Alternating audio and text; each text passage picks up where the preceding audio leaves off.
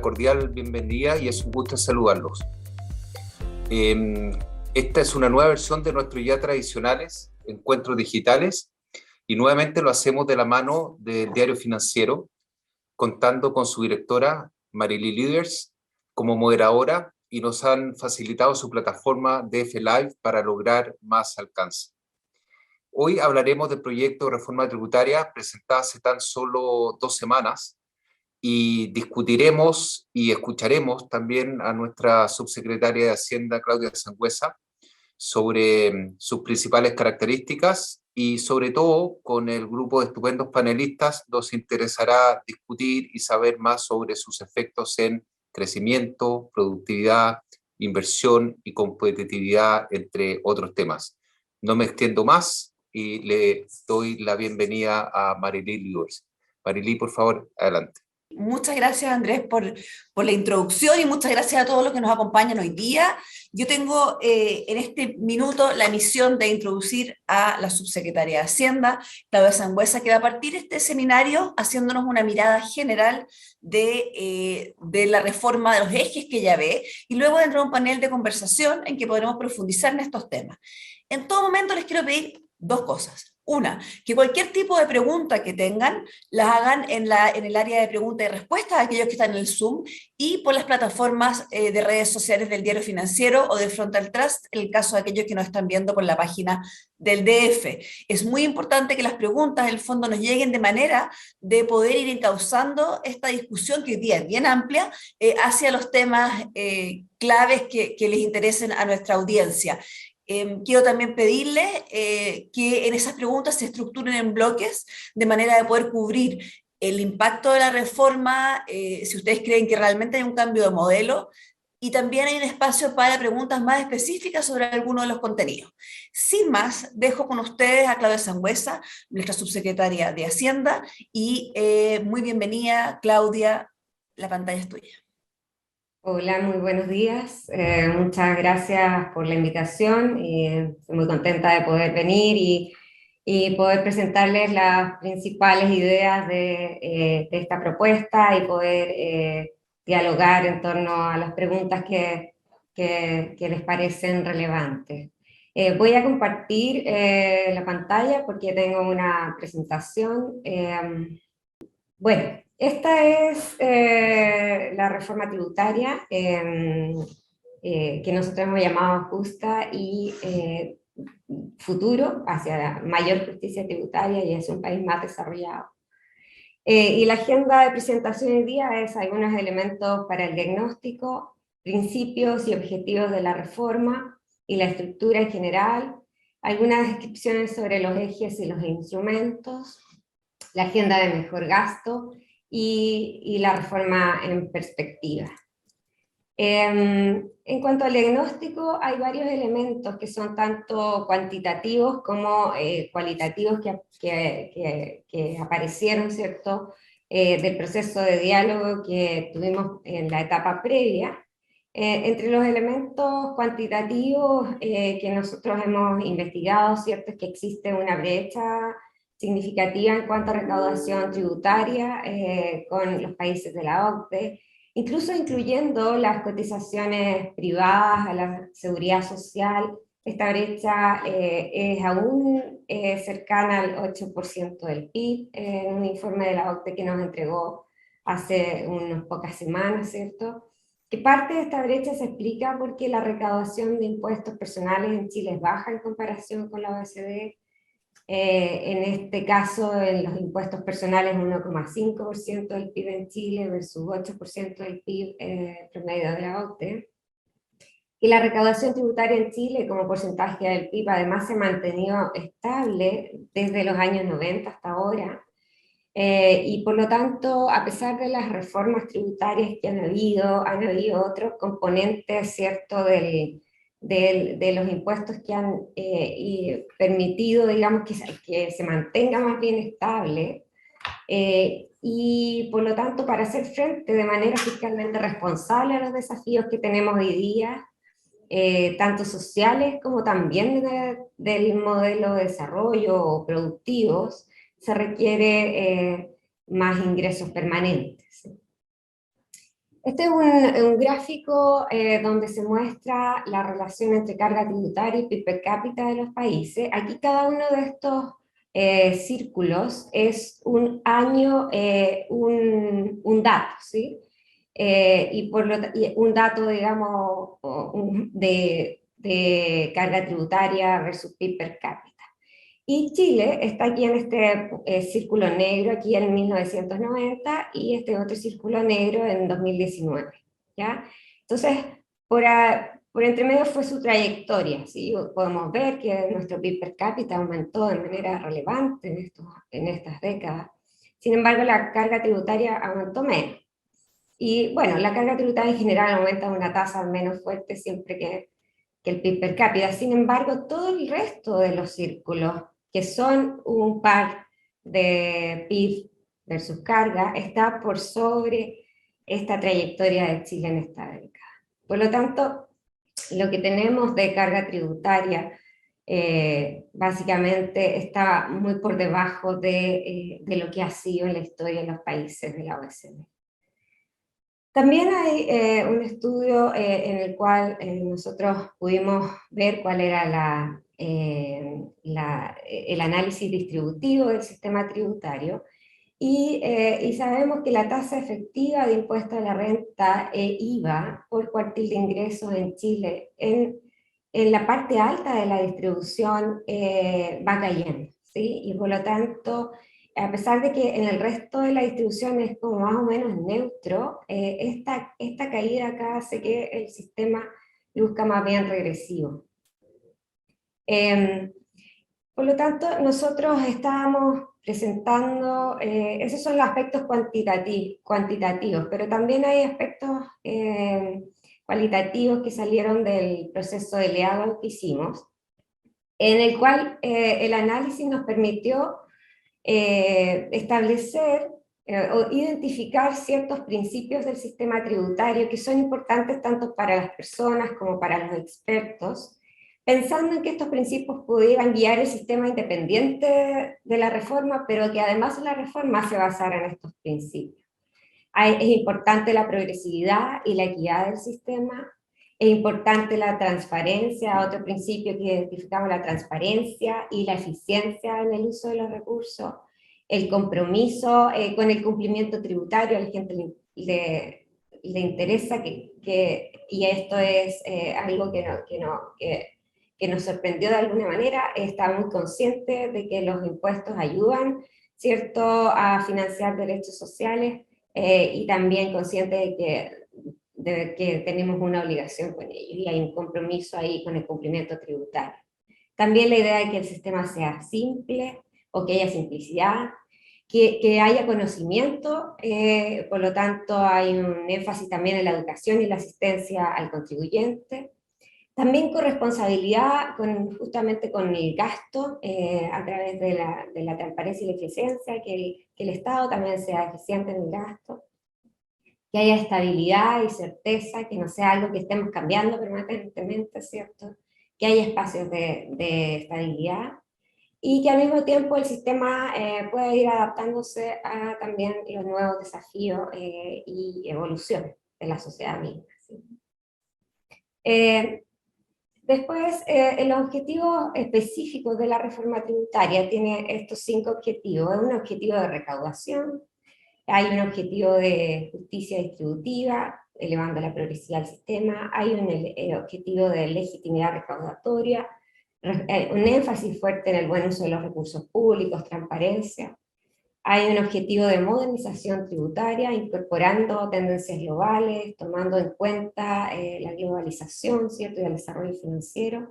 Y hay un objetivo de eficiencia, eficiencia en la recaudación, ¿cierto?, simplificando, reduciendo costos de cumplimiento, y reduciendo los espacios que hayan de evasión y elusión de impuestos, rebalanceando los ejes de fiscalización, más y mejor información para la autoridad tributaria. Y en base a estos objetivos, también nosotros estructuramos la reforma en estos componentes, ¿sí? Hay un componente que tiene que ver con la tributación a las personas, Hay otro componente con la reducción de exenciones, la ilusión y la fiscalización. Hay un componente que es el royalty minero y otro componente de impuestos correctivos. Que pensamos que en términos de recaudación cada uno de estos componentes además pueda responder a ciertos desafíos en términos de gasto. Por ejemplo, la tributación a las personas pensamos que pueda responder al objetivo de más derechos sociales en el sentido de aumentar el gasto en salud, en pensiones, vía la PGU, ¿cierto? En un sistema nacional de cuidado, en desarrollo productivo, el tema de exención y elusión, y el royalty minero en desarrollo regional, como también los impuestos correctivos pueden ayudar al desarrollo regional también a través de mejoras también en el medio ambiente. De hecho, estos dos impuestos están pensados como para alimentar o aumentar a través de fondos redistributivos, ¿cierto? Las rentas regionales o los ingresos que obtienen las regiones. Todo esto en un marco de programación, transparencia y eficiencia presupuestaria y también, muy importante, con un compromiso de sostenibilidad fiscal en el largo plazo. Cuanto a los ejes de instrumentos, no voy a ir a todos porque son muchísimos, pero voy a hablar de algunos de ellos, entre ellos de la reforma del impuesto a la renta, el impuesto a la riqueza, royalty y exención, algunas medidas para mejorar los índices de elusión de impuestos, y eso finalmente.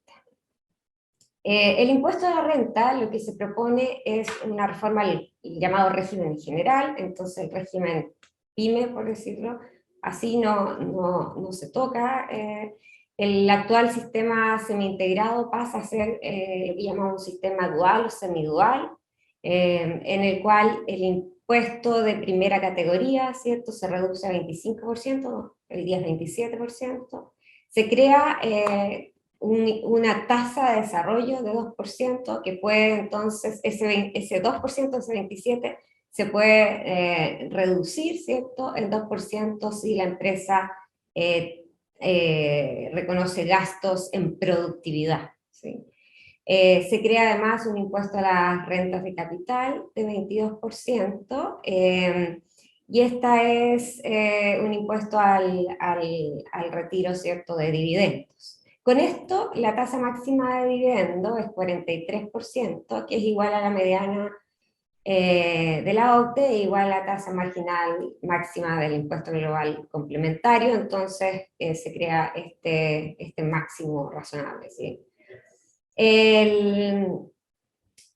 Además, se crea un impuesto, ¿cierto?, que es retenido por la sociedad que reparte el dividendo, ¿cierto? Y el contribuyente tiene la opción de reliquidar este impuesto en el impuesto global complementario, ¿cierto? Este impuesto a las rentas de capital puede ser reliquidado en el impuesto global complementario. De esa manera, entonces, se crea este sistema semidual.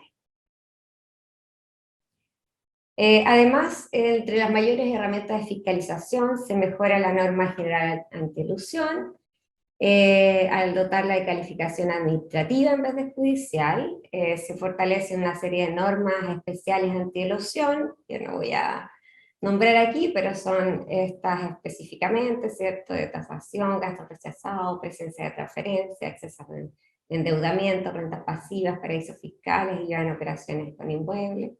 Se mejora el procedimiento del secreto bancario, el contribuyente será obligado a reclamar, y otras medidas que buscan limitar espacios de planificación tributaria agresiva y desincentivar. Ahí Diego puede, de hecho, profundizar en esto más adelante. Cuanto al impuesto a la riqueza, realmente la principal motivación tiene que ver con mejorar con entregar mayor progresividad al sistema, funcionando más bien como un complemento del sistema semidual, como un complemento que grava las rentas del capital, ¿cierto? Las tasas de retorno a la riqueza en general tienden a ser crecientes, además con el nivel de riqueza, por eso se focaliza en las altas riquezas, ¿sí? Y el hecho de que haya acuerdos multilaterales de intercambio de información tributaria que han sido impulsados por la OCDE en diversas recomendaciones, permite una mejor administración de este tipo de impuestos. Pero hay condiciones para que este impuesto sea eficiente. Una es que haya un número factible de fiscalización, ¿cierto? Un reducido número de contribuyentes para evitar a los sectores medios y facilitando así las labores de fiscalización. Además, evitando exenciones para evitar la erosión de la base imponible. Si uno deja muchas cosas fuera, entonces se erosiona la base. Y por último, que haya reglas claras y simples de valorización del patrimonio. Todo esto está considerado en el diseño. Y se proponen estas tasas, un tramo exento hasta la semiluta y un poco más. Después, en el royalty, la gran mayoría se construye sobre lo que hoy día hay en el Senado, que es un impuesto doble, en el sentido de que hay un impuesto ad valorem combinado con un componente al margen minero, y eso permite entonces mejorar también la recaudación del royalty, elevando también el porcentaje de las rentas de las cuales el Estado de Chile también puede favorecerse, ¿cierto? Es un royalty solo sobre empresas que tienen una producción mayor a 50.000 toneladas métricas de cobre fino al año. Hay nuevos beneficios para la clase media también, como el descuento, deducir de la base imponible el impuesto personal del gasto por arriendo, hasta 8 UTA, y los cuidados familiares para deducir de la base imponible el gasto asociado a cuidados menores de 2 años y personas con grado de dependencia severa, con un tope de 10 UTA.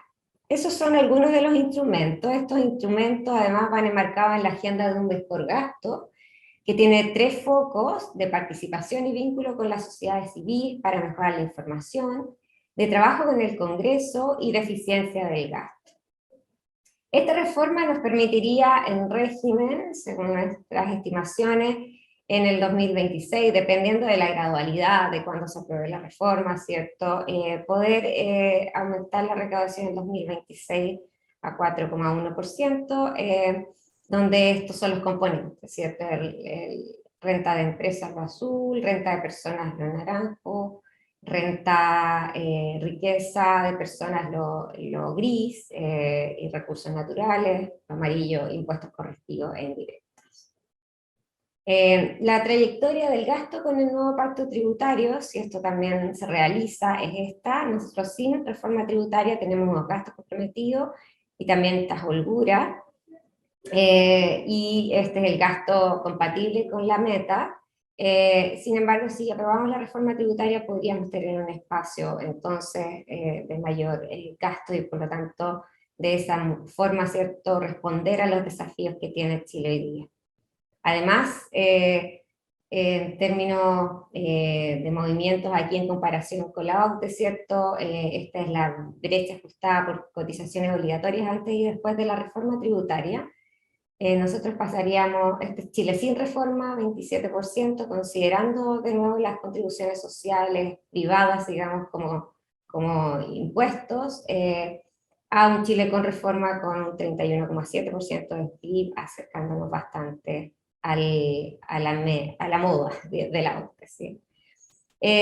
Finalmente, solo para terminar, esta reforma está basada en principios que fueron provenientes de un diálogo social transversal, y la reforma tributaria que se propone es un paso hacia materializar esos principios para que guíen eso nuestro sistema tributario. Está pensada como una respuesta tributaria a los desafíos que tiene Chile hoy, una respuesta tributaria que haga que ese mayor gasto sea hecho de manera responsable, y por lo tanto con ingresos permanentes. Debido a las características regresivas de nuestro sistema, el esfuerzo adicional está pensado que provenga de personas de altos ingresos, Y los instrumentos que propone la reforma cumplen esos objetivos, ¿sí? Recaudar más y de manera progresiva, y esperamos poder dialogar en el Congreso estos instrumentos de manera abierta, ¿cierto? Y fructífera. Eso, muchas gracias. Muchas gracias, Claudia, muchas gracias, secretaria, por su presentación. Durante la presentación tuvimos muchísimas peticiones del público para compartir la PPT, que esperamos después dejarla colgando en la página de Frontal Trust y del Diario Financiero. Sí, nosotros Gracias. con el ministro en general subimos las presentaciones a la página web del Ministerio de Hacienda, así que también ahí va a estar disponible. Perfecto, muchas gracias porque tuvimos muchas preguntas con respecto a eso. La dejamos, subsecretaria, para que siga adelante con su agenda, y yo les quiero presentar ahora el panel de conversación donde vamos a discutir los temas que nos ha expuesto la subsecretaria. Este panel va a tener la siguiente operativa. Vamos a tener un par de minutos donde cada uno va a responder principalmente al título de este seminario y va a decir si cree que esto es un cambio de modelo y si le parece que es el cambio de modelo adecuado. Y luego vamos a empezar una conversación en 3 paneles que van a ser. El primero va a ser tratar de evaluar si esta reforma llega a los compromisos o apunta, va a lograr el concepto de justicia y de desarrollo. La segunda parte va a tener que ver más con irnos hacia el fondo de la reforma, la estructura de la reforma, para finalmente terminar en algunas cosas específicas que preocupan a nuestra audiencia. Yo voy a ir intercalando las preguntas, tengo muchísimas preguntas, yo creo más de 40 preguntas, solamente el Zoom, más las de redes sociales, voy a intentar agruparlas y hacerlas todas. Sin más, le presento a nuestro panel. Primero vamos a partir con Rodrigo Valdés. Muy bienvenido, Rodrigo. Rodrigo, ustedes saben, es profesor asociado de la Escuela de Gobierno de la Universidad Católica, además es director de Frontal Trust, fue ministro de Hacienda en el segundo gobierno de Michelle Bachelet y presidente del Banco de Estado entre 2014 y 2015, además en el FMI y una serie de otras cosas que para aprovechar el tiempo no voy a contar. Muy bienvenido, Rodrigo. Hola, Marlí, muchas gracias por la invitación. Invito también ahora en la pantalla a Carolina Fonsalía. Carolina, no te vemos, ahí estamos. Carolina es socia de Fuensalía y del Valle Abogados, experta tributaria, y tuvo un rol muy importante en las últimas reformas del gobierno de Sebastián Piñera. Muy bienvenida, Carolina. Algo nos pasa ahí, no sé si ustedes la están viendo, yo no. Voy a seguir presentando a Diego Riquelme. Diego, súmate a la pantalla. Diego es coordinador de política tributaria del Ministerio de Hacienda. Él va a ser el responsable ahora de canalizar las conversaciones y las preguntas que hubo en torno a la presentación de la subsecretaria. Así que, como hemos dicho, vamos a partir con Rodrigo con su minuto de respuesta al nombre de este seminario. Bueno, déjenme ser bien sucinto. La verdad es que yo creo que este es un cambio muy interesante, pasar al sistema dual o desintegrado. Tiene una serie de ventajas de simpleza, de ya no se necesitan registros, como los que llevamos antes, se asegura un mínimo de recaudación, a pesar de tener algunas estructuras elusivas, aguas abajo, o aguas arriba en realidad. Se dice a veces del tema de la horizontalidad o verticalidad y su justicia. Yo creo que no es cierto que tratemos el capital y el trabajo en Chile de manera igual, a pesar de tener un global complementario. La verdad es que creo que se tratan ahora más parecido con este cambio. En segundo lugar, tengo varias dudas respecto al impuesto a la riqueza, las podemos ir conversando durante el proceso. Y en tercer lugar, yo quiero llamar más en general a la discusión a reconocer que es imposible recaudar sin tener efectos colaterales. No vale el argumento, esto va a tener un efecto, porque todo tiene efecto. El argumento es si es que las distorsiones que se provoca con algo son mayores a las que se provoca con otro instrumento. Básicamente hay que tratar de mantener recaudación y progresividad. Si hay otro instrumento que logren eso y que distorsionen menos, bienvenidos. Pero no podemos hacer una discusión básicamente diciendo, hay un impuesto que va a distorsionar, porque eso no existe. Para los más técnicos, el primer teorema de bienestar funciona bien. El segundo teorema de bienestar no existe al final en la realidad. No existen impuestos que no distorsionen. Muchas gracias, Rodrigo, por tus palabras. Le doy ahora la pantalla a Carolina Fonsalía para que nos haga sus primeros comentarios. Muchas gracias a todos por la invitación. Un gusto compartir con ustedes esta mañana. Solo a modo de resumen, en una reforma que para mí es extraordinariamente compleja y estructural, decir varias cosas. Primero, que cuando empecé a revisar el texto me pareció de alguna manera un déjà vu de la reforma tributaria que se hizo en el año 2014 por la presidenta Bachelet, que entraba al Congreso hacia el 1 de abril del 2014, y en que todos nos sorprendimos por la radicalidad y la complejidad que tenía. De alguna manera una reforma extraordinariamente refundacional. Me pasa que cuando leí el texto durante el fin de semana, ¿no es cierto?, y que lo sigo leyendo porque efectivamente es un texto muy arduo y difícil de leer, creo que hay muchas sorpresas. Creo que volvemos a retomar principios que en el año 2014 fueron ampliamente debatidos, como por ejemplo una norma general antielusión y una serie de herramientas en resorte o en sede de servicio de impuesto interno que generaban mucha incerteza, que generaban muchas dudas. Y creo que fueron ampliamente debatidas desde una perspectiva jurídica, tributaria, y que consensuadamente en el Parlamento en esa oportunidad se consideró que no era lo mejor para el país. Asimismo, me pasa que cuando escuchaba a la subsecretaria, que no la saludé y aprovecho de saludarla, lo mismo que al coordinador de políticas tributarias y a todos los panelistas, me pasa que siento que hay una contradicción de alguna manera importante entre el mensaje que tiendo a compartir en sus 8 principios o en parte importante de los principios al menos, no los voy a repetir porque la subsecretaria los expuso con detalle, pero hay una contradicción entre los principios del mensaje y la concreción práctica de esos principios. Por ejemplo, cuando se establece o se aspira a la simplicidad, creo que cuando vemos cómo quedan los sistemas tributarios, no logramos esa simplicidad. Tenemos un sistema tributario para la pyme totalmente integrado, tenemos la incorporación de un sistema dual, ¿no es cierto?, que es de desintegración para las empresas que no califican para pyme, y a su vez tenemos que hacer ciertas disquisiciones para quienes son contribuyentes no domiciliados ni residentes en Chile, que tienen un convenio de doble tributación. Cambiamos asimismo para las grandes empresas los regímenes, no los regímenes, sino que los registros empresariales, que sí se van a tener que llevar, y sí se van a tener que llevar, pero ahora con otra denominación. Dejamos el capital propio tributario de lado y volvemos, en definitiva, a ponernos y situarnos en la renta líquida imponible. Asimismo, me sorprendió, y cuéntame si estoy excediendo mis minutos, pero me sorprendió el concepto de desconfianza que siento que hay a ratos frente a los contribuyentes, especialmente cuando, por ejemplo, se crean figuras como el denunciante anónimo, que yo comparto que puede ser una herramienta relevante cuando hay delitos tributarios, para combatir la evasión tributaria o para combatir otros delitos tributarios en que hay malicia, en que hay fraude, en que me parece una herramienta que puede funcionar. Pero lamentablemente la redacción pareciera dejar de alguna manera entrever que el denunciante anónimo también queda disponible para otras figuras. Echo de menos herramientas que incentiven la inversión y el crecimiento. No veo derechamente, salvo en la tasa de desarrollo del 2%, un desafío importante en tratar de recaudar, no solo con impuestos, sino que también con crecimiento y desarrollo. Tuve varias sorpresas cuando leí el Exit Tax, no estaba en el programa de gobierno del presidente Boric, que es el impuesto a la salida para los contribuyentes que decidan abandonar el país. Sí estaba el impuesto a la riqueza, se había adelantado, pero creo que tiene varias complejidades.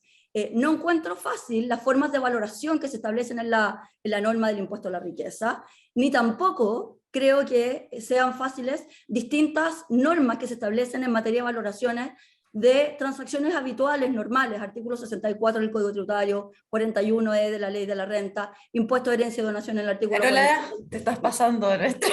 Perdón, es que no puedo, y me dan unas ganas tremendas de poder conversar infinito, y sé que vienen las preguntas siguientes. Así que eso es para empezar unas pildoritas. Muchas gracias, Carolina. Ahora le vamos a dar también estas breves palabras de inicio a Diego Riquelme. Muy bienvenido, Diego. Diego es coordinador de política tributaria del Ministerio de Hacienda, es licenciado en Ciencias Jurídicas y Sociales y abogado de la Universidad de Chile. Es diplomado en Gestión Tributaria de la Universidad de Desarrollo y diplomado en Tributación Internacional en la Universidad de Chile. Muy bienvenido, Diego. Hola, buen día a todos y todas. Sí, a ver, respecto de la primera pregunta, así en relación al título de este foro. En nuestra opinión, efectivamente, estamos frente a un cambio de modelo. Esto es de migrar a un sistema dual que, en nuestra opinión, efectivamente implica un cambio sustancial y una simplicidad. Yo creo que quizás ahí todavía nos falta entrar más al detalle de ser capaces de quizás comunicar mejor de las simplificaciones del sistema. En nuestra opinión, una de las grandes simplificaciones es que se elimina el registro el SAC, digamos, el registro de créditos. O sea, las grandes empresas no van a tener que llevarlo. Y eso, y además la mecánica del impuesto es distinta. El hecho de que la tasa respecto a este impuesto a las rentas del capital sea retenido por la empresa que distribuye el dividendo, en definitiva, también es una simplicidad al momento de la operatoria del sistema completo. Entonces hay un ejercicio de intentar de dotar a todo el régimen tributario de mayor simpleza. Es verdad que las pymes siguen manteniendo un régimen tributario 100% integrado. Eso también responde a una demanda del sector pyme de tener un régimen de esas características, y por lo tanto ahí también hay como es parte del diálogo propio que tiene que dar una reforma tributaria. Nosotros sabemos que es una reforma de gran envergadura. Yo no comparto como esa aprensión que plantea Carolina sobre la desconfianza hacia el contribuyente. Nosotros la verdad es que no lo vemos así. No hay una ambición de establecer que el contribuyente es malo, sino simplemente introducir aquellos mecanismos que permitan mejorar el combate a la elusión y a la evasión. Y en el caso específico, por ejemplo, del denunciante anónimo, la verdad es que la norma está enmarcada y está pensada en delitos tributarios, no en otro tipo de sanciones, y además contiene una sanción relevante a aquel persona que haga una denuncia que en definitiva sea falsa. Hay una sanción de una multa relativamente alta, son 100 UTA. Y eso va a inhibir a que en definitiva se mal utilice un instrumento que efectivamente tiene efectos positivos. Entonces, la verdad es que yo creo que hemos ido caminando a nivel país en un tránsito donde se estableció primero el sistema semi-integrado. Este es como el paso final hacia la desintegración. Yo creo que ha ido concitando mayor consenso técnico en que es un sistema que en general es más simple, que en general es el más utilizado a nivel mundial. Hay otros países que tienen regímenes integrados similares a los chilenos, pero la tendencia general siguen siendo los sistemas desintegrados. Entonces, nosotros entendemos que es una reforma de gran envergadura que efectivamente cambia la estructura, y por eso establecemos un sistema de gradualidad, pero sí estamos bien convencidos de que hay un ejercicio fuerte en simplificación y se dan una serie de pasos para que de aquí a un plazo de 5 años, 5 o 6 años, se consoliden la mayoría de los registros en los nuevos registros, y eso va a permitir terminar con este acarreo de registros anteriores, de reformas que ya vienen desde el 2014 hacia adelante. O sea, hay un ejercicio muy fuerte en intentar simplificar las horas de cumplimiento para las compañías que adscriben al nuevo régimen. Eso como punto inicial. Muchas gracias, Diego. Ahora les pido a todos que nos sumemos a la pantalla, de manera de estar en el fondo juntos y empezar con las preguntas. Le quiero decir que tenemos más de 50 preguntas solamente en el Zoom, así que voy a tratar de estructurar los bloques en torno a ellas. El primer bloque va a ser sobre este nuevo modelo desintegrado, dual, en algún caso, la base para lograr los propósitos de esta reforma, que son justicia y futuro, entendiendo que futuro tiene que ver probablemente con desarrollo, y es también el diseño adecuado para las metas de recaudación. Ahí quiero partir por una pregunta de Patricio Daly. Voy a partir por ti, Carolina. Nos dice, bueno, el objetivo de esto es generar menos desigualdad, perdón. Si no se va a ver un cambio en el Gini, ¿es efectivamente la reforma que necesitamos ahora? Yo creo que quizás esa es una pregunta más que podría responder de mejor manera Rodrigo y Diego, porque yo soy abogado y mi expertise va por otro lado, pero sí me parece que en el estado actual, ¿no es cierto? Después de reformas tras reformas sucesivas, a mí me cuesta entender, hablando del modelo, de los sistemas, que fue un poco el tema que pusiste como introducción, me cuesta entender que sea el minuto adecuado y preciso para hacer un cambio tan estructural como este. No logro entender bien, y creo que eso es muy relevante, quizás que el gobierno nos pueda explicar con harta detención, el por qué resulta tan necesario para lograr mayor justicia el cambio a un modelo desintegrado. Yo eso no lo logro entender. No es el minuto quizás de lograr ciertos grados de mayor estabilidad y combatir aquellos temas que les molestaba de la integración o de la desintegración. Yo creo que ahí es donde nosotros tenemos un desafío. Siento que cada gobierno tiene como ciertas banderitas que quiere clavar. Y me pasa que cuando le decimos al público que tenemos que volver a foja cero cada cierto rato porque creemos que es mejor para el público, pero no les preguntamos si realmente es mejor, cometemos un error en ese sentido. O sea, en sí mismo, claro, o sea, en sí mismo la sucesión de reformas tributarias dañan por sí mismas, pero algunas personas te podrían decir, y lo han dicho públicamente, que nunca es buen tiempo para una reforma tributaria, que nunca hay ese escenario calmo. Y ahí paso a ti, Rodrigo, ¿a ti te parece efectivamente que es el minuto de hacer esta reforma amplia, profunda? Yo creo que es necesario hacer un pacto tributario y por lo tanto es difícil. Pero lo que no podemos hacer es seguir viviendo, como decía la Carolina, que cada 4 años se hace una cosa, después de los 4 años siguientes se trata de deshacer, como pasó en el gobierno anterior. No resultó el deshacerlo y hubo que hacer una vuelta de carnero adicional. Entonces no estamos pasando demasiado tiempo en esto y creo que es importantísimo tratar de converger en un modelo de estabilización del sistema. Creo que lo que se propone es suficientemente gradual, de que va a haber tiempo para adaptarse. La clave está en el diseño del punto de llegada. Y ahí yo quiero defender la desintegración por su simplicidad. Quiero criticar no meter a las pymes acá. Yo creo que no hay fuerza política quizás del gobierno para hacerlo, pero sería excelente que el mundo privado dijera, ¿saben qué? ¿Por qué vamos a tratar distinto a las pymes? Vamos todo el sistema desintegrado. Y por último, en el tema, bueno, solo para poner perspectiva, Estados Unidos, Alemania, Perú, Colombia, todos los países escandinavos donde se inventó este sistema, tienen sistema dual. Entonces, bueno, estamos comprando un sistema más o menos estandarizado. Es manejar con el manubrio el lado correcto, en fin. Respecto al Gini, que hacen la pregunta, creo que es una pregunta muy profunda. Y aquí quiero decirles 2 cosas. Primero, el mundo no logra tanto cambio en el Gini con las estructuras tributarias, pero sí recaudan. Y lo que necesitamos es gastar esa plata bien. Y cuando se gasta esa plata bien, y voy a definir bien en un segundo, sí hay mucho efecto en Gini. Y como no tenemos plata, hay que juntar esa plata para hacer más transferencias al final. Porque lo que hemos hecho en los últimos años es expandir el Estado dando servicios. Dejen poner el ejemplo más trivial de todo. Gratuidad universitaria no cambia el Gini en el corto plazo un ápice. Lo hace eventualmente en el largo plazo. Porque las distribuciones de ingresos quedan igual.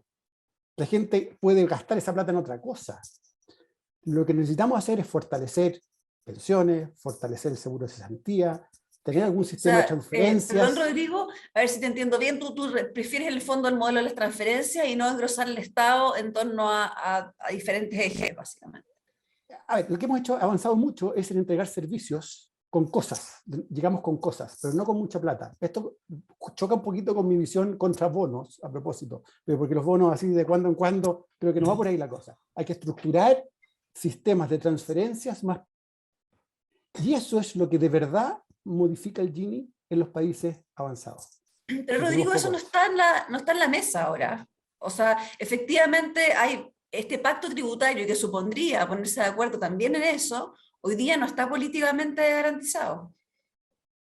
Es más, por supuesto que no. Claro, entonces este pacto tributario todavía no se ve, ¿no? No se ve, pero Mario, déjame agregar que hay que trabajar para esto, porque si no nos ponemos de acuerdo en esto, no nos vamos a poner de acuerdo en muchas otras cosas. Esto es bien técnico, no es, es complejo, pero tampoco es de una complejidad enorme. Tenemos temas constitucionales pendientes, entonces vamos avanzando en lo mínimo, que no puede lo menos no puede lo más.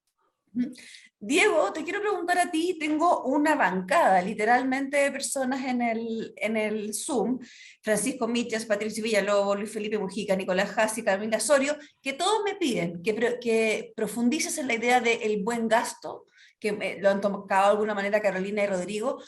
¿Qué garantías hay de que esto va a ser un buen gasto para todas las personas que van a ver subir sus impuestos? Sí, yo lo primero que ahí creo que es importante mencionar es que Chile en general, comparativamente con otros países, sí tiene buenas políticas de gasto. O sea, no hay esa sensación de que Chile gasta mal o que el Estado gasta todo mal. El destino de los recursos no es real, digamos. Efectivamente siempre podemos ser mejores, pero en estudios comparativos Chile sigue estando con unas buenas gestiones de gasto. Ahora, más allá de eso, nosotros lo que estamos haciendo o lo que se va a impulsar a través de, como por el lado del gasto desde la reforma, son dos cosas. Primero, es mayor transparencia. Ahí hay un ejercicio que ya se está haciendo en conjunto o a través de la Dirección de Presupuestos, que está publicando constantemente cuáles son los programas, cómo se están transfiriendo los recursos y cómo se están destinando esos recursos. Y también hay todo un plan de incorporar en pos de mayor transparencia informes a nivel del Congreso que vayan permitiendo hacer una evaluación mucho más sostenida e incluso mucho más periódica del control eficiente del gasto. Eso es una preocupación que han denotado no solo los diálogos sociales como una demanda de la ciudadanía, sino tanto de las autoridades del ministerio, o sea, tanto el ministro como la subsecretaria lo han planteado reiteradamente, que estos mayores ingresos requieren del Estado mayor responsabilidad en cuanto a la transparencia en el uso de los Ahora, recursos Diego, y a mayor eficiencia. Sí, déjame interrumpirte un poco. Una de las cosas que me mencionan acá en la audiencia es que efectivamente las señales son verbalmente de mejor gasto, sin embargo hay poco en lo concreto, poco digamos, en proyectos o en iniciativas. De hecho, ayer supimos que el 100% de los funcionarios públicos habían llegado al máximo de su calidad y cobraron unos bonos especiales. De alguna manera lo que me permite preguntarte a ti, aparte de la transparencia, ¿cómo va a ir aparejado con la calidad? ¿Hay algún proyecto especial que se vaya a meter con esto de reforma al Estado, modernización del Estado, o como dice Rodrigo, un proyecto de transferencias más amplio? Más estructural. Respecto del proyecto de transferencias más amplio, efectivamente, como dice Rodrigo, primero necesitamos recaudar. Digamos, hay una reforma de pensiones que está en curso, que está directamente vinculado a mayores transferencias, pero esa reforma requiere necesariamente mayores recursos. Parte muy relevante de la reforma tributaria se va a ir justamente al financiamiento de pensiones, que no es otra cosa que transferencias. Entonces, desde ese punto de vista, esto es una cadena que requiere primero tener mayores recursos para poder efectivamente financiar esos planes sociales a través de mayores transferencias. Y yo creo que Diego, aprovecho está en camino, digamos. Sí. Aprovecho de que estoy contigo para preguntarte si tú puedes contestarle a Rodrigo este concepto de que hay una necesidad de saber el impacto de esto. O sea, no hay impuesto neutro, en realidad no hay política pública neutra. ¿Cómo evalúan ustedes el impacto de esto en términos de crecimiento? Y también dos lectores, Luis Alberto Letelier y Rodrigo Durán, nos preguntan si han evaluado el impacto de la baja de inversión que va a tener, dado que varios de estos impuestos gravan la actividad económica. Sí, yo ahí plantearía dos cosas. Lo primero, efectivamente, cuando uno hace estimaciones de recaudación, no puede hacer estimaciones estáticas. Es decir, uno tiene que considerar que se van a producir efectos, como bien plantea Rodrigo, todo impuesto genera una respuesta, y por lo tanto, desde ese punto de vista, todas las estimaciones de recaudación consideran elasticidades, y se ajustan por esa elasticidad de forma de, en definitiva, siempre considerar que se va a producir un efecto en la introducción de uno u otro impuesto, y por esa vía uno lo va, digamos, controlando, más allá de que las estimaciones siempre se hacen con el criterio más conservador posible. Gracias, Diego. Voy a pasar Marí, déjame... ¿sí? Voy a pasar a Rodrigo a ver si le contesto, sí. Sorry que me meta en esto, pero yo creo que es muy importante la reducción de la tasa de impuesto de primera categoría. Yo soy partidario de bajársela a cualquier inversión, a todo, a 25. Mientras haya inversión, que sea 25. Ojalá que lleguemos hacia allá. ¿Y por qué digo que es muy importante? Porque si uno compara, primero lee la literatura, donde hay más evidencia de efectos en inversión es en la tasa de impuesto corporativo, por lejos. En cambio, las tasas de impuestos personales tienen mucho menos efectos. Y en segundo lugar, estamos rearreglando la carga. Si el problema es que se nos pasó la mano con primera categoría, esa es la realidad. Quedamos descuadrados respecto al mundo. Entonces yo vería esta reforma que tiene dos patas. Tiene una pata de reasignación de tipo de impuesto que es central. Por cierto, algunos van a tener que pagar más impuestos, pero esos mayores impuestos no involucran necesariamente mucha menor inversión, porque esta parte la compensa. Y quiero volver a que creo que se puede simplificar más. Yo creo que deberíamos tratar del mundo PYME, va a seguir teniendo registro y todo. Metamos todo el mundo en el mismo sistema. Que hayan dos en realidad, como tienen los gringos al final. Desintegrado y transparencia. Gracias, Rodrigo. Tomar la Carolina, que tiene un comentario sobre este punto también. Es que me gustaría hacer como algunos alcances a lo que ha dicho Rodrigo y lo que ha dicho también Diego. Yo creo que hay que tener presente la baja del impuesto de primera categoría. Es una baja condicionada. No olvidemos eso, no es una baja rajatabla. Entonces, primero las cosas como son. Es una baja en la medida que uno haga gastos o inversión en determinado tipo de actividades productivas. Entonces, la rebaja no es para todos, es para quienes hagan ese tipo de rebaja.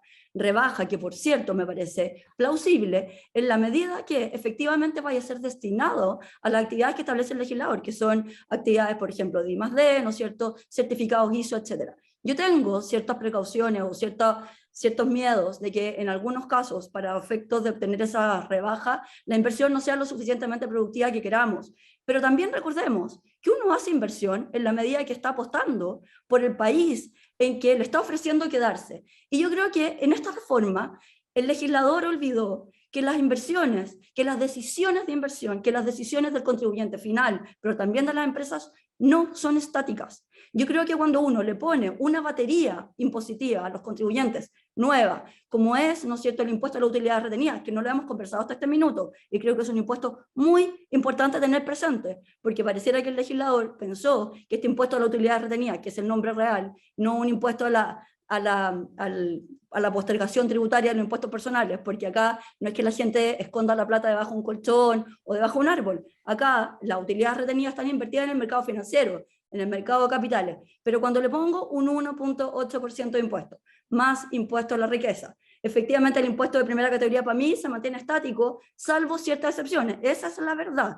Subo el impuesto global complementario al 43%. Establezco una cantidad gigantesca de nuevas normas de fiscalización de servicio de impuesto interno, lo que se denomina, en teoría, ¿no es cierto?, incertidumbre, porque las reglas del juego sí importan. Me da la sensación de que el legislador cree que todo es estático y que las personas no migran, no cambian de domicilio, no deciden invertir en jurisdicciones que me ofrezcan reglas del juego, porque no solo importa la tasa, no solo importa la base, importa el ambiente, las Carolina, reglas. en ese sentido, ¿tú piensas que podría haber los objetivos de recaudación podrían ser menores a los que se han planteado? Dos cosas. Yo creo que efectivamente, en teoría, los objetivos de recaudación son menores a los planteados, porque cuando miro la reforma tributaria de Bachelet, que apostó muchísimo a la recaudación vía ilusión, eso no ocurrió. Ahora, si la forma en que está pensada la recaudación por ilusión, que es importantísima en este proyecto, es a través de una persecución permanente, fiscalizaciones, una, otra y otra vez, denunciante anónimo que, Diego, te agradezco la aclaración de que son delitos tributarios, pero creo que hay que hacer una advertencia súper relevante. La redacción dice relación con procesos también infraccionales, lamentablemente es la forma en que está. Y ojo, que el denunciante anónimo probablemente cree que hay un delito y a lo mejor no lo hay. Y nos vamos a llenar igual de denuncias frente a quienes creen que están en presencia de un delito y por lo tanto el proceso de investigación va a empezar igual. Y la empresa, ¿no es cierto?, denunciada va a verse expuesto a que sus trabajadores, contadores, incluso sus abogados, con quienes tenemos relaciones de confidencialidad, pero total, como es anónimo, no cuesta nada denunciar. Más aún, si me van a premiar, cosa que yo encuentro bien brutal, ¿no es cierto? Me van a premiar. Yo sí estoy de acuerdo con el denunciante anónimo en combatir la evasión por narcotráfico, la evasión, ¿no es cierto?, por tráfico ilegal, por ejemplo, de madera o de otros productos como el cobre, donde hay un delito específico, tipificado, donde tú puedas ayudar y colaborar en la sanción de ese delito. Y por eso en evasión tributaria, 100% contigo. Pero cuidado con la redacción y cuidado en que no nos transformemos en un país en que hay una durmiendo permanentemente con el enemigo. Pero si tenemos esto en libre competencia, es distinto, incluso más complejo de tipificar. Es distinto, Rodrigo, te digo por qué. Libre competencia son casos contados con los dedos de las manos. En materia tributaria, esto pasa todos los días. Mira, esto es tu contador, tu empleado, tu abogado, tu director incluso, alguien que está enemistado contigo, y tu competencia te pueden denunciar sin que tú sepas. Es muy distinto. Perdón, Diego, ¿por qué no explicas? Hay una buena pregunta, que no creo que Diego tenga la respuesta inmediatamente, pero deberán publicarla. ¿En qué países existe esto y cómo funciona?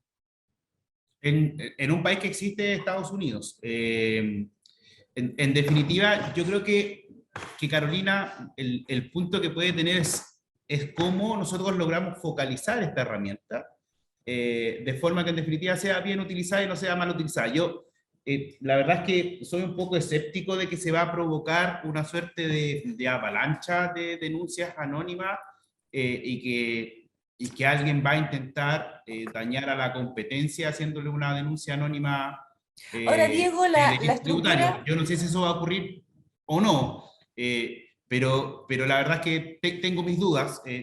Yo pensaría más bien de que no, pero en definitiva si estamos de acuerdo con el instrumento, que en definitiva que es un buen instrumento para combatir la evasión fiscal, obviamente que nosotros estamos completamente disponibles de si hay que hacer alguna corrección o precisión en materia de cómo está redactada la norma. Uno nunca puede creer que las normas que uno propone en el proyecto de ley son completamente infalibles. Así que de ahí cualquier comentario en ese sentido, bienvenido sea, digamos, no hay un punto, pero yo creo que estando de acuerdo con que el instrumento es bueno, lo que hay que hacer es si es que requiere algún ajuste, digamos, para que la operación sea la correcta. Gracias, Diego. Ahora da la impresión que ese es un tema un poco más de fondo con respecto al rol de impuestos internos como juego y parte y también el tema de la desconfianza que planteaba Carolina.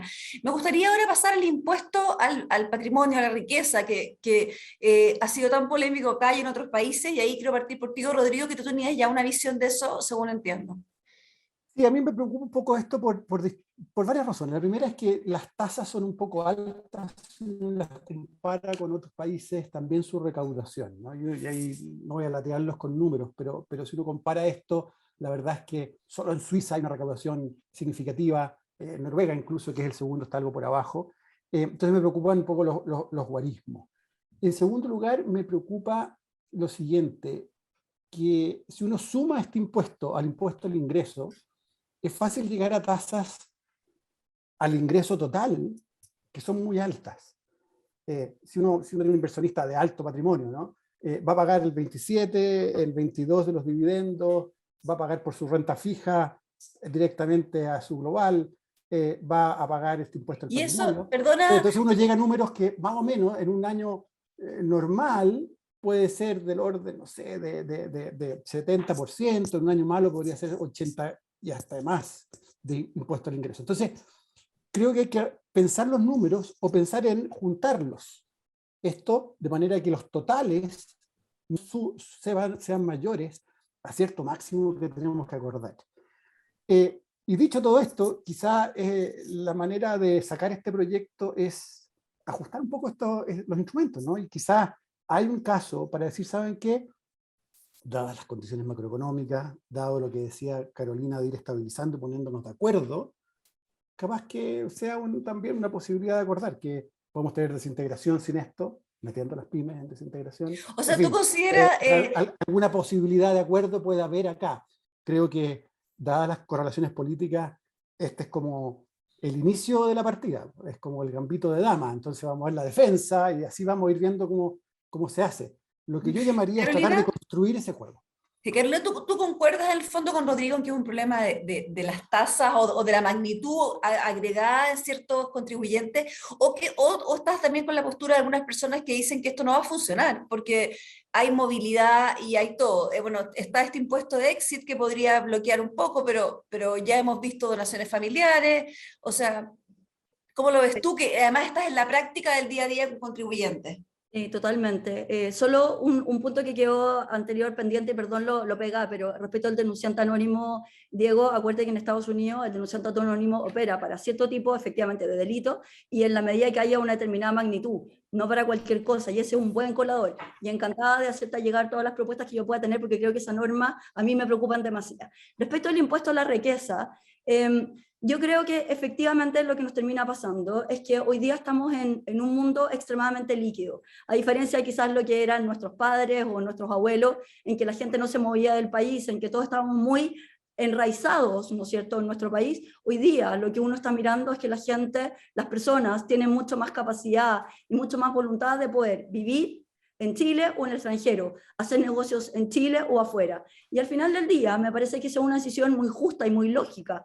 Uno está en un país, ¿no es cierto?, y decide vivir en un país con su familia y decide hacer negocios en aquellos lugares que ofrecen seguridad física y jurídica, en aquellos países que son competitivos. Y por cierto, en la medida que nosotros vamos agregando baterías y baterías de impuestos, pero sin preocuparnos de buscar las herramientas para incentivar el crecimiento y la inversión, porque yo hasta este minuto, de verdad, no quiero ser injusta, porque tengo mucho respeto por las instituciones y tengo mucho respeto por Diego, por la subsecretaria, por el ministro y en general por quienes hacen, ¿no es cierto?, están en los gobiernos respectivos, porque creo que es un tremendo desafío. Hasta este minuto no he escuchado la palabra crecimiento e inversión. Miro el proyecto y no están presentes. Carolina, y esta idea de la tasa del desarrollo, porque uno de lo que ha resaltado las autoridades es que la tasa del desarrollo podría ser en el fondo una alternativa. Sin embargo, hoy te quiero preguntar una cosa. Al mirar el detalle, esta inversión en tecnología o en asesoría tiene que ser con agentes chilenos, parece, ¿no? ¿Y eso de alguna manera lo coarta? Realmente no me acuerdo si en I+D tiene que ser con agentes chilenos, al menos en el pasado, como yo lo tengo en la cabeza, sí se puede hacer con el extranjero, al menos I+D. Obviamente no en el tema ISO, tampoco asumo que en materia de certificaciones de propiedad industrial o intelectual, porque tienes que cumplir con las normativas chilenas en materia de registro. Y entonces asumo que las últimas, salvo I+D, tienen que ser nacionales. I+D, Diego, corrígeme tú, entiendo que tiene que ser en el extranjero. Pero déjame retomar un segundo un tema que me preocupa en el impuesto a la riqueza, Marily, que es que la contemplación o la inclusión del exit tax, yo lo encuentro muy atentatorio contra principios generales constitucionales, que es la libre movilidad. No me parece adecuado, y tampoco estaba en el programa del presidente Boric, este impuesto. A mí me sorprendió muchísimo cuando lo vi. No me parece que un contribuyente que tome libremente la decisión de dejar su país porque quiere hacer su vida o desarrollar otros negocios porque Chile no le ofrece las garantías para eso, que tenga que pagar un 5% de su patrimonio. Creo que eso es inadecuado. Creo que no dice relación con los tiempos que corren. Diego, sí, voy a preguntarle a Diego que nos profundice un poco eso. ¿Cuáles fueron las razones y las justificaciones de un exit? ¿Cuánto le están atribuyendo a ese impuesto en recaudación? ¿Y es lo más adecuado, como dice Carolina, considerando de que somos un país que apunta a la libertad? Sí, a ver, varias cosas. Primero, no creo que que estemos atentando contra la libertad por ese punto en particular, pero partiendo primero por algún punto que planteó Rodrigo sobre la carga tributaria total, nosotros tenemos estimaciones, considerando fundamentalmente cuál podría ser la carga máxima a la cual podría estar sujeta una persona, considerando todas las nuevas variables o todos los impuestos a los cuales se podría haber sujeto, y no llegamos a los números que está señalando Rodrigo. Digamos, no tenemos problema con compartir esa información, pero y es porque también fue preocupación del ministro, digamos, y de la subsecretaria, y los estudios que nosotros hicimos, que las cargas tributarias no logran superar el 50%, considerando las rentabilidades del patrimonio en más de un escenario. Así que eso es como primer dato, porque efectivamente es una preocupación, digamos, de no pasarse de rosca, digamos, al momento de gravar con impuestos. Y sobre el exit tax, la verdad es que no hay una prohibición de moverse, digamos. Este tipo de impuestos se establecen fundamentalmente para evitar la pérdida artificial de domicilio.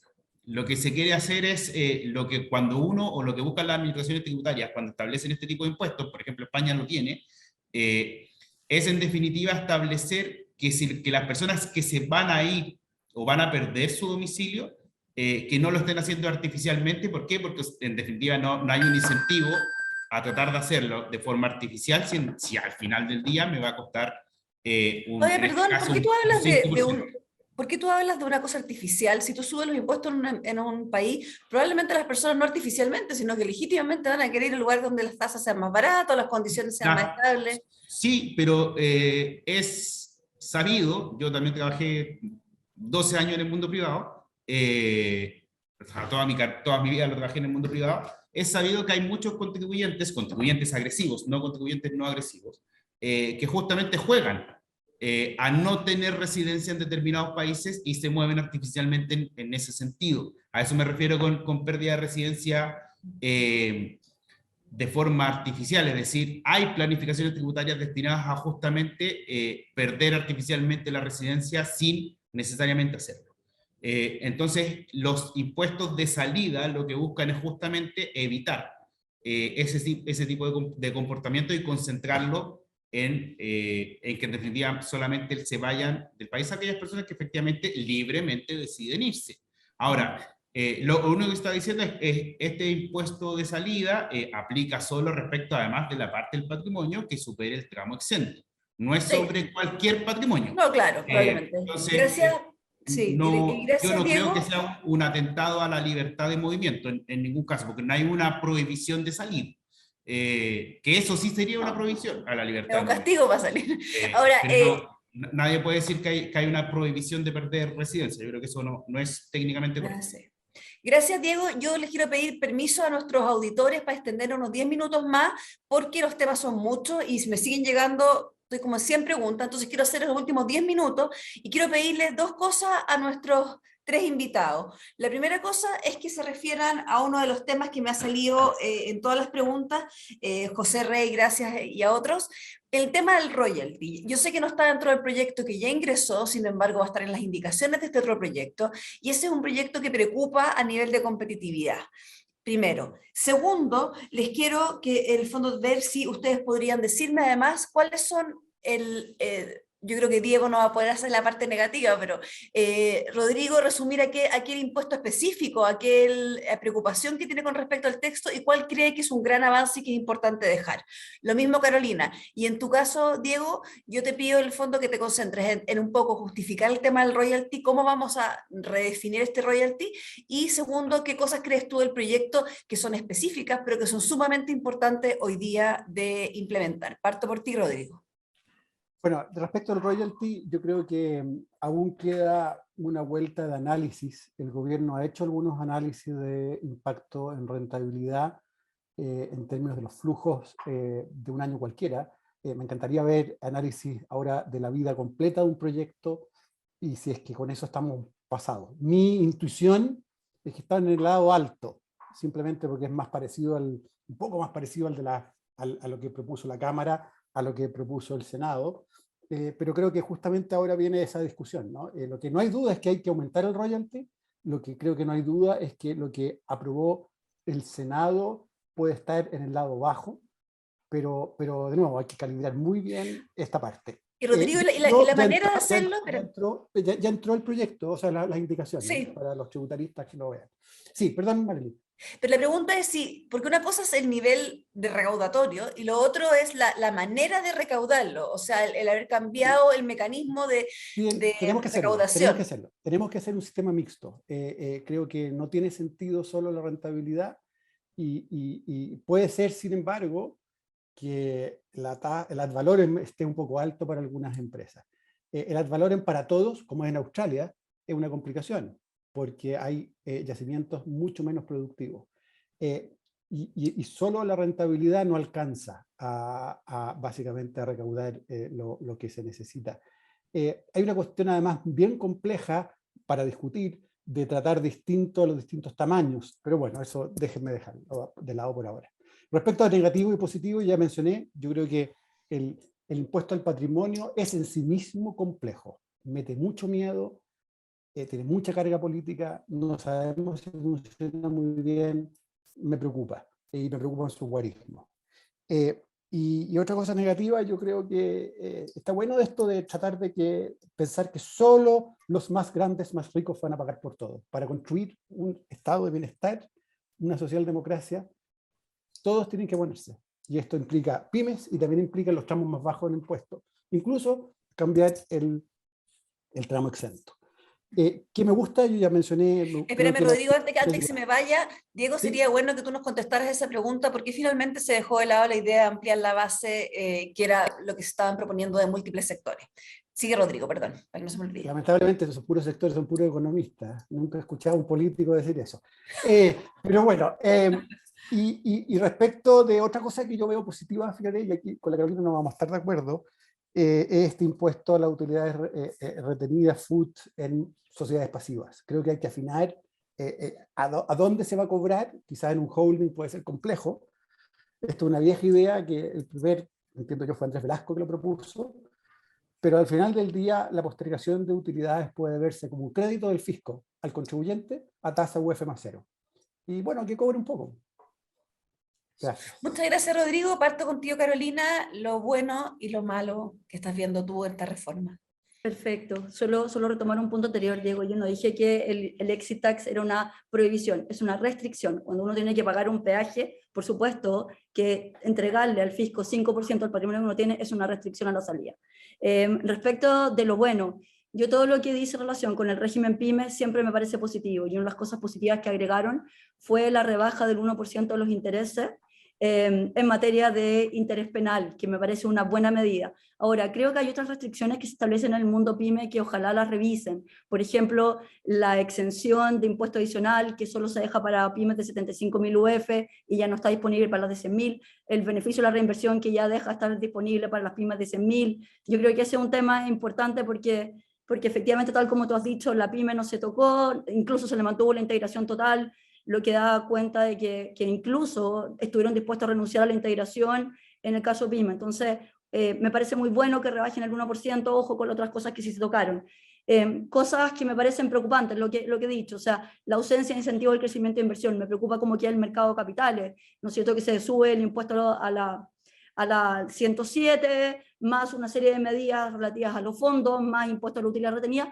Lo digo, no es que yo esté en contra del impuesto a la utilidad retenida, me genera las mismas dudas que a ti cuando veo que todas las entidades que forman parte de un grupo empresarial van a quedar afectadas por este impuesto, porque en la forma de redacción, Diego, está redactado como que toda entidad, sin distinguir, ¿no es cierto?, si es sociedad de inversión o no, va a estar afectada el impuesto en la medida que el 50% más de sus rentas pasivas provengan de lo que ustedes definen como renta pasiva, pero no hacen un desagregado, ¿no es cierto?, como sí lo hace el 41G de la ley de la renta, respecto a aquellas que son dueñas de entidades productivas. Entonces, lamentablemente, los grupos empresariales nacionales van a quedar con un tremendo impuesto acumulado, creo yo, de utilidad retenida. Hay otros temas de redacción, digo, que me encantaría que en algún minuto los conversáramos, que me preocupan. No, que hacer, sí, Carolina, vamos a tener que hacer, yo creo, un segundo, tercero y cuarto seminario, porque esto va para muchísimo. Diego, te pido entonces el fondo que te hagas cargo de las dudas de Rodrigo con respecto al tema del impuesto al patrimonio y también alguna de los comentarios de Carolina. Sí, a ver, voy a tratar de ver todos los puntos sobre royalty, que había una discusión en materia de competitividad. Nosotros hemos mostrado un gráfico, digamos, que establece cuál es la diferencia o en qué situación estamos con Perú. Y ahí, solo por dar un ejemplo, cuando el precio del cobre está en torno a los 3.70 y bajo los 3.70, que es un precio muy cercano a un valor de largo plazo, estamos nosotros incluso por debajo de la carga tributaria en Perú. Recién empezamos a superar la carga tributaria cuando el dólar empieza a estar por sobre los 3,70 dólares la libra. Entonces, en ese sentido, el esquema nuestro, la verdad es que comparte mucho más el riesgo respecto en relación al valor de la libra de cobre que, por ejemplo, Perú, que tiene una tasa o un esquema mucho más plano. Entonces, en ese sentido, nosotros creemos que es mejor el diseño comparativamente con Perú y que las cargas tributarias, al menos en valores de largo plazo, son bastante similares. En relación entre el proyecto que salió de la Cámara y el que salió del Senado, nuestra sensación es que la verdad, o a nivel de estimaciones de recaudación, nosotros estamos prácticamente al medio. Así que creemos que es una buena combinación, sin perjuicio de que siempre los proyectos se pueden mejorar. Sobre el tramo exento, el ministro y la subsecretaria lo han señalado en varias ocasiones. El análisis que hace el gobierno es que actualmente no hay espacio para exigirle más a un grupo de contribuyentes que de partida sí paga impuestos, lo que pasa es que no está pagando impuesto a la renta, pero sí paga IVA, y como por ejemplo mostró Sí, Diego, pero la subsecretaria, que para por favor, si me dejas terminar, porque este punto es relevante. El domingo se presentó un informe de distribución, de efecto redistributivo, y en definitiva ahí uno puede establecer que la carga tributaria total de las personas de bajos ingresos es alta, y es comparativamente más alta de las personas que están en el tope de los ingresos. Entonces, uno no puede solamente discutir la carga tributaria considerando solo renta, porque el efecto de IVA también es un elemento fundamental. Ahora, Diego, permíteme... Entonces, para terminar, ¿por qué no estamos tocando el tramo exento? En definitiva, el planteamiento que hace el Ministerio y el Gobierno es que este no es el momento, porque lo que nosotros consideramos es que primero es necesario efectivamente demostrar que el Estado es capaz de dotar de mayores beneficios a las personas antes de incrementar su carga tributaria. O sea, en todos los países con los cuales nos solemos comparar, cuando en los estudios que salieron tratando de ponernos como en una situación de que nuestro tramo exento es muy alto en relación a otros países, en todos esos países los derechos sociales que reciben las personas son mucho más altos de los que reciben en Chile. Entonces, la comparación no es del todo correcta si es que uno no toma el segundo elemento en consideración. Entonces, estando de acuerdo con que el objetivo final debe ser un incremento de la carga tributaria incluso más allá de lo que estamos haciendo actualmente, creemos que este no es el momento, porque primero necesitamos que las personas perciban que el Estado le está realizando mayores transferencias, que tienen mejores pensiones, que tienen mejor salud, que tienen mejor educación, y luego iniciar la discusión de mayores ingresos. Gracias, Diego, por tu palabra. Yo me quedo en el fondo con el comentario, y lo podemos seguir discutiendo en otra ocasión, de si al final del día el aumento al impuesto a la renta no es, o sea, nadie dice que las personas hoy día no estén pagando impuestos, sino que es el hecho del pagar impuesto a la renta te permite exigir además en una serie de prestaciones públicas, prestaciones sociales que tú has mencionado. Yo tengo que dejar esto hasta aquí porque estamos súper pasados en la hora. Le quiero agradecer a Rodrigo, a Carolina y muy especialmente a ti, Diego, que sé que estás con mucho trabajo en esta fase de la reforma. Por el tiempo, recordarles que tanto el PowerPoint de la subsecretaria como la grabación de esto, me están preguntando, va a estar colgada en nuestras páginas web a la brevedad. Así que dejo con ustedes, sin más, Andrés Echeverría para que nos despida. Gracias, Marily, y muchas gracias sobre todo a Carolina, Diego y Rodrigo por su muy interesante intercambio de opiniones. Recojo algo bien positivo de que lo resumió Rodrigo Valdés, y fue básicamente el llamado a intentar buscar pactos de largo plazo. Sin embargo, me quedo con la inquietud respecto del impacto de lo que está escrito en esta reforma en la inversión, que es la viga maestra del crecimiento económico. Con este tipo de diálogo, como el de hoy día, esperamos seguir contribuyendo a las discusiones sinceras, transversales políticamente, sobre todo dispuestos a sentarse a conversar sin prejuicios ni paradigmas. Muchas gracias a todos los que se conectaron, y definitivamente nos veremos muy luego en otro webinar. Muchas gracias.